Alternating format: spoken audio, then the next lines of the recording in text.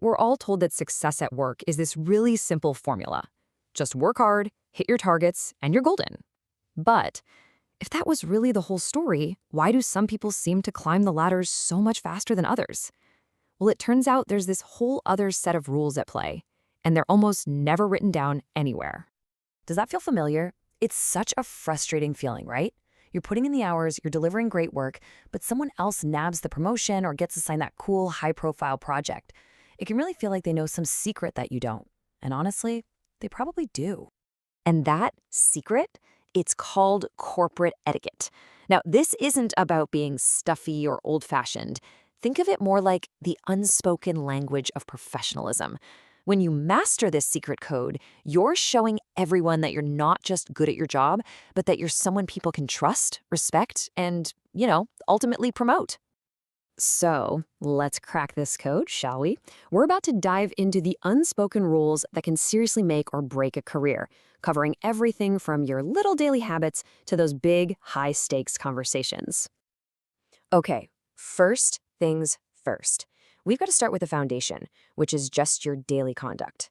These are the small, everyday things that, over time, really build up your professional reputation. They might seem minor, but believe me, they send a really powerful message about who you are. It really all boils down to 4 key pillars. First, being punctual, which just shows you respect other people's time. Then, simple stuff, like greeting people to acknowledge they're, actual human beings, not just coworkers. Basic manners, your please and thank yous. They signal that you're a collaborator. And finally, respecting shared spaces. These are the building blocks that prove you're a reliable and considerate person to have on the team. Let's just double-click on punctuality for a sec. It's not really about your time, it's about respecting everyone else's. When you show up 5 or 10 minutes early, you're sending this really clear signal that says, your time is valuable and I came prepared. That right there immediately establishes you as a pro. And this same exact principle applies to shared spaces. Just think of the office as a place you all own together. A loud personal call, a messy desk with last week's lunch on it, or that really strong-smelling food, all those things directly impact your colleagues' ability to focus. Just being mindful of that stuff is a huge, huge part of professional etiquette. Okay, so once you've got those daily basics down, the next level up is all about communication. Because in the corporate world, the message you're sending is always, always more than just the words you use. 50%. What do you think that number represents? Just let that sink in for a second. When it comes to workplace communication, what could possibly be 50%? It's pretty staggering, but yeah, a full 50% of all communication is nonverbal. Your posture, your eye contact, your hand gestures, they're all broadcasting a message, whether you realize it or not. Your body language can either make your words more powerful or it can completely undermine them. So what this means is you have to be really intentional with how you carry yourself. Sitting upright shows you're engaged. Making eye contact and nodding shows you're actually listening. On the flip side, slouching, crossing your arms, or rolling your eyes, that sends a crystal clear message of disinterest, even if that's not what you meant at all. This all extends to how you talk, too, especially when you disagree with someone. The goal isn't to avoid conflict, it's to handle it in a constructive way. Here's a really effective 3-step method. First, you acknowledge their point. That immediately lowers their defenses. Then, you reframe the issue to gently introduce a new perspective. And finally, you propose a real alternative. See? It's collaborative, not combative. Oh, and this is a big one. Knowing how to say no professionally is a superpower. So many of us just say yes to everything, and then we get totally overwhelmed. A simple phrase like this works perfectly because it's polite, but it's also firm. And the key part is that it offers a future solution, which shows you're still a team player, you just manage your time well. All right, now we're getting to the advanced level stuff, the real strategy of navigating power and influence. These are the kinds of unwritten rules of the corporate game that you will never, ever find in an employee handbook. Now this might sound a little weird at first, but trust me, it's arguably the most important unspoken rule there is. Your job is to make your boss look good. Period.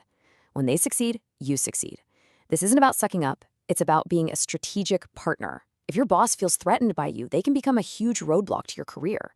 The goal is to support them so you can grow right alongside them. This is one of those rules that is so simple but so powerful. Public praise is amazing. It motivates the person and it shows the whole team what success looks like. Public criticism, on the other hand, only creates shame and defensiveness. If you have constructive feedback for someone, delivering it in private shows respect and makes it way more likely they'll actually listen to what you have to say. At the end of the day, you kind of have two paths you can take at work. See, anyone can point out a problem. That's easy. But the person who becomes truly indispensable, that's the person who also brings solutions to the table. Don't just say, "This process is too slow." Say, "Hey, I found a tool that could speed this up." That's how you go from being just another employee to being a real asset. And while we're on the topic, here are a few absolute landmines to avoid at all costs. Things like gossiping or sending those snippy, passive-aggressive emails. They just destroy trust and create a toxic vibe. Oversharing your personal life can really blur professional boundaries. And the classic, "That's not my job," that just screams, "I have no initiative." Staying far away from these is just essential for your long-term success. So after all of that, what's the big picture here? What does this all add up to? Well, it's all about consciously and deliberately building your professional brand. Every action, every word, every single email you send, it all contributes to how people see you at work. And I really want to be clear about something. This is not about being fake. It's not about changing who you are. It's about being strategic. It's about making sure that all your hard work isn't getting accidentally sabotaged by poor communication or some unintentional disrespect. It's about making sure your efforts get the recognition they actually deserve. Because when you get this stuff right, you're building the true foundations of a great career. You become known as someone who's reliable, respectful, and emotionally intelligent. You become the person that managers are excited to promote and that everyone else actually wants to work with. You know, maybe all of this, every single rule we've talked about, just boils down to one simple human idea: empathy.